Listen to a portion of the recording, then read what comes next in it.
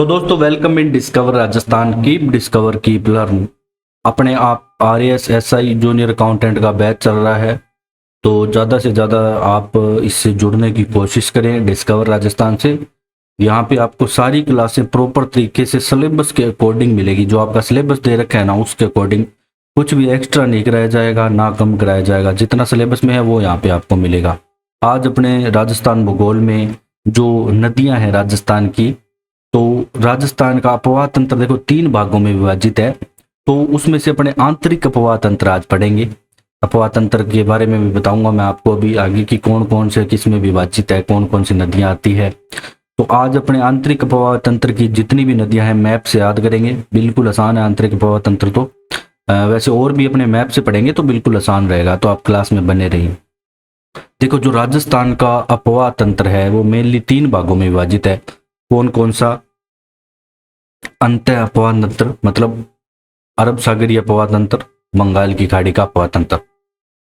देखो आंतरिक अपवाह तंत्र में वो नदी आती है जो कहीं से निकलती है, उसके बाद कुछ दूरी तक चलकर, इतनी मतलब उन पर डिस्टेंस नहीं होती, लेकिन फिर भी कुछ दूरी तक चलकर कहीं भी वो विलुप्त हो जाती है। तो वो सारी नदियां आपके आंतरिक अपवाह तंत्र के अंतर्गत आती है। और जो नदियां अपना जल अरब सागर की ओर ले जाती हैं, जैसे कि लूणी हो गई, उनको अपने डिटेल से पढ़ेंगे। तो लूणी, जवाई होगी जो लूणी की सहायक नदी है। फिर बंगाल की खाड़ी का अपवाह तंत्र।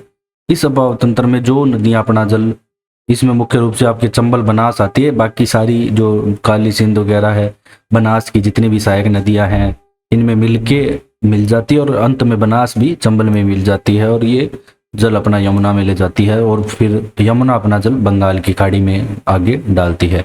तो ये 3 प्रकार के अपवाह तंत्र को राजस्थान में विभाजित किया गया है। इसमें हम आज सिर्फ ये आंतरिक अपवाह तंत्र करेंगे अच्छे से मैप में, तो आप क्लास में बने रहिए।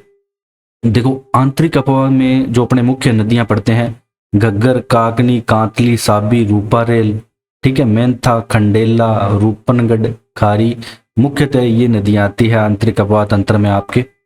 तो सबसे पहले अपने बात करेंगे घग्गर नदी की। किसकी? घग्गर नदी की। तो आप मैप में देख सकते हो दोस्तों, सबसे पहली नदी घग्गर नदी की। सबसे पहले अपने कोई भी नदी पढ़ते हैं तो उसको आपका उद्गम पता होना चाहिए कि वो निकल कहाँ से रही है। तो ये निकल रही है शिवालिक की पहाड़ी, हिमाचल प्रदेश। HP मतलब हिमाचल प्रदेश लिखा है, ध्यान रखना। और ये राजस्थान के सिर्फ 2 ही जिलों में बहती है। कौन सा? ये 2 जिले आपको दिख रहे होंगे, गंगानगर और हनुमानगढ़। और फिर अपने को क्या पता होना चाहिए कि ये नदी जो घग्गर नदी है, घग्गर है ये, राजस्थान में प्रवेश कब कर रही है? राजस्थान में प्रवेश, ये टिब्बी नामक एक जगह है जो कि हनुमानगढ़ जिले में पड़ती है, वहां से ये प्रवेश करती है। और ये हमारे यहाँ से सूरतगढ़ से भी होके निकलती है अगर इसमें पानी ज्यादा आता है। तो वैसे ये क्या है कि अगर बाढ़ आती है तब तो इसका पानी पाकिस्तान के फोर्ट अब्बास तक चला जाता है, बाहर अनूपगढ़ जिले से निकलती है ये। और बाढ़ अगर नहीं आती, पानी बहुत कम रहता है, तो हनुमानगढ़ में ये लुप्त हो जाती है। तो ये सारी बातें हैं घग्गर नदी के बारे में। और बिल्कुल घग्गर नदी हमारे घर के पास से निकलती है। अगर पानी ज़्यादा आए तो condition, terms and condition apply है, इसीलिए इसे आंतरिक अपवाह तंत्र की नदियों में लिया गया है। तो वैसे पानी ज़्यादा आता है, जैसे अभी बारिश का सीजन आएगा तो तब अभी सभी कहते हैं कि नाली आ गई, तो इस तरीके से मतलब क्या है कि तभी इसमें पानी आता है जब मानसून का सीजन चल रहा हो। फिर कुछ इंपॉर्टेंट बातें हैं घग्गर नदी के बारे में कि घग्गर का जो उपवाह क्षेत्र है ये क्या कहलाता है? नाली कहलाता है। कहाँ? राजस्थान में इसे नाली कहते हैं, या गंगानगर हनुमानगढ़ जिले वाले लोग कहते हैं। पाकिस्तान में इसे क्या बोलते हैं? हकरा बोलते हैं। और एक चीज और है दोस्तों, जो ये घग्गर नदी है आपकी, ये सरस्वती नदी का ही अवशेष माना जाता है। अगर मैं आपको पुरानी कुछ बातें बताऊं तो ये क्या है कि इस नदी ने क्या दिशा बदली थी अपनी। अगर हम बात करें बहुत 2000 वर्षों पहले की, या इससे भी ज्यादा पुरानी बात है, कि ये नदी क्या है कि अरब सागर में गिरती थी, यहां से होती हुई, ठीक है, गुजरात होके, और बाद में इसने अपनी दिशा चेंज की। इसके बाद अकाल सूखे पड़ने के कारण, या जो भी अपने दिशाएं वातावरण रहा है, जैसी भी परिस्थिति बनी है, बाद में ये नदी सूख गई। और उसके बाद सरस्वती नदी का यहाँ पे समाप्त उत्पन्न हो गया, मतलब अवशेष ही बच गए मात्र, और वो अवशेष घग्गर नदी के रूप में ही है, सरस्वती नदी के। अब देखो, इस पूछा जाता है कि सरस्वती नदी का अवशेष कौन सा है, तो घग्गर नदी को कहते हैं। तो ये इंपॉर्टेंट है सारे पॉइंट। जो सरस्वती नदी की खोज है वो CL ओल्थम करते हैं 1896 ईस्वी में। अन्य नाम की बात करें तो द्वेश्वती मृत नदी या सरस्वती नदी भी इसे घग्गर नदी को कहा जाता है। फिर जो घग्गर का मैदान है, ये इंपॉर्टेंट है कि जो घग्गर मैदान बनाती है तो उसे किस नाम से, वग्गी के नाम से जाना जाता है, जो घग्गर मैदान बनाएगी।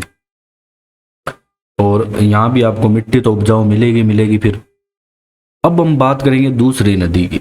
देखो, ये नदी क्या है कि सबसे अंत प्रवाह में सबसे छोटी नदी है राजस्थान की। इसे काकनी या मसूरदी, दो नाम है इसके, ध्यान रखना।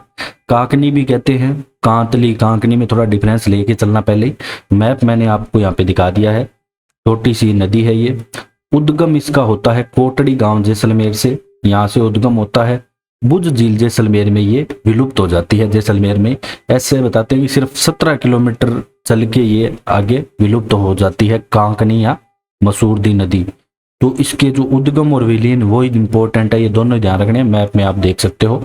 और ये जैसलमेर है। तो मैप तो सभी को याद होगा, क्योंकि अपने सारे काम मैप से ज़्यादा आसान रहेगा याद करना। फिर बात करते हैं अपने कांतली नदी की। देखो, कांतली नदी आपके सीकर से निकलेगी। तो ये देखो, ये सीकर जिला है, ठीक है। और इसके बाद ये आपका आ जाता है झुंझुनू जिला। तो मेन ये दो जिलों में प्रवाहित होती है, जबकि चूरू और झुंझुनू की सीमा पर ये विलुप्त हो जाती है, तो चूरू भी मान लिया जाता है। देखो, खंडेला की पहाड़ी सीकर में इसका उद्गम है, ये उद्गम स्थान है। और बाकी उद्गम स्थान का नाम मैंने ऊपर लिखा हुआ है, आप देख सकते हो। फिर विलीन चूरू की सीमा पे हो जाती है मंडरेला झुंझुनू में। और इसका जो प्रवाह क्षेत्र है तोरावटी कहलाता है। लंबाई की बात करें तो 134 किलोमीटर ये बहती है, बाद में जाके ये विलुप्त हो जाती है। और एक आधी इसमें सहायक नदी भी मिलती है। फिर हम बात करते हैं नेक्स्ट साबी नदी की। देखो दोस्तों, साबी नदी की बात करेंगे तो ये निकलेगी आपके जयपुर से, ये दिख रहा होगा, ये आपको जयपुर है। और ये है अलवर, जयपुर अलवर में ही बहेगी मेन। और ये सोटा है एक जो सहायक नदी है इसकी ही, तो सीकर को इसमें ले लिया जाता है इसके क्षेत्र में।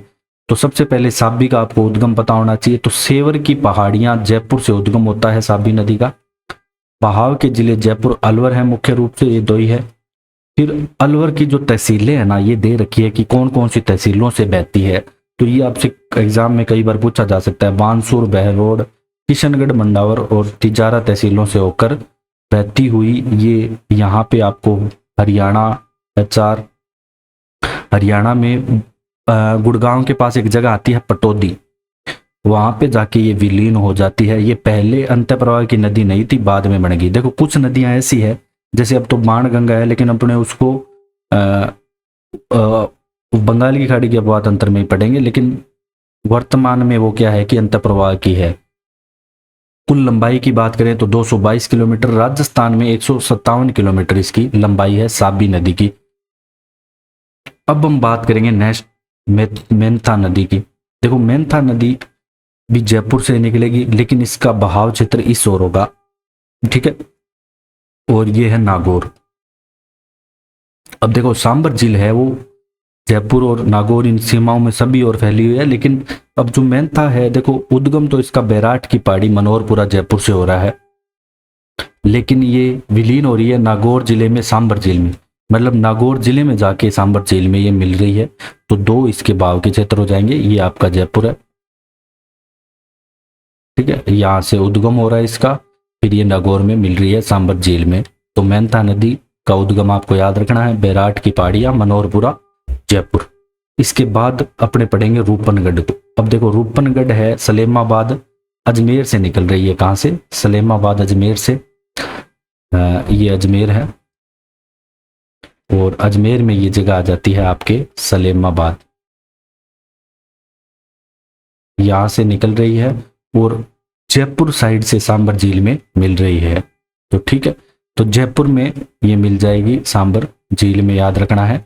और अजमेर से निकलती है रूपनगढ़। तो इसके जो उद्गम और विलीन याद रखने हैं, ज़्यादा इसके डिटेल में नहीं पढ़ना। जो नदियाँ डिटेल में पढ़नी होगी वो अपने पढ़ेंगे, जैसे लूणी होगी, बनास होगी। आज सिर्फ अपने क्या है कि अंतर प्रवाह की कर रहे हैं। फिर बात करते हैं दोस्तों रूपा रेल की। रूपा रेल उदयनाथ पहाड़ी अलवर से निकलती है, ये अलवर जिला है, और भरतपुर जिले में विलीन हो जाती है कुशलपुर नामक जगह में। तो अलवर भरतपुर इसके बहाव क्षेत्र आते हैं मुख्यतः। ठीक है, ये रूपा रेल नदी है, आप देख सकते हो जो ग्रीन कलर में है, मैंने नदियां दर्शाई है जितनी भी है। तो विलीन ये कुशलपुर भरतपुर में होती है। तो ये आपकी अंत प्रवाह की जितनी भी नदियां हैं अपनों ने अच्छे से की है। अगर आपको हमारा कंटेंट पसंद आया तो आप डिस्कवर राजस्थान को शेयर करें, सब्सक्राइब करें। Thank you for joining discover Rajasthan.